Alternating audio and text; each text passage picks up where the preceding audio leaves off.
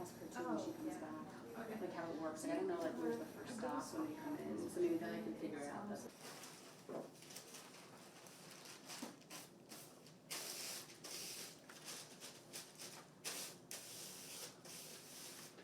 For our health centers, we're in a position right now where we're trying very hard to serve the people in our own communities in Florida, but we also have an influx of out-of-state people coming to us from Georgia, Tennessee, Louisiana, Mississippi, even Texas. And so we're trying to provide care to all of these patients coming in, and it's becoming very difficult. We've been expanding hours. We have staff that are working 12-hour days some days.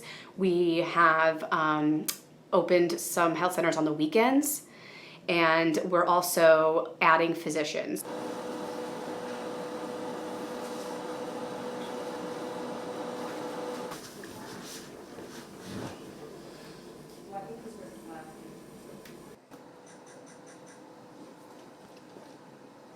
A part of me feels torn because I did get attached to it. I was stuck between keeping it and because of my age, where I'm not 16 and pregnant, and I'm also at an age where people do have kids at this time.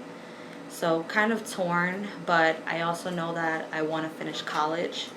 So I know longevity wise it's what's best for me, even though it's a hard decision. With the Roe versus Wade, honestly, it's been scary.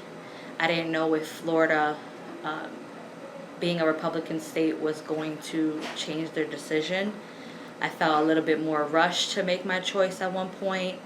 I had to think of backup plans in case, maybe if I was going to be stuck with the fetus at one point. So just very scared.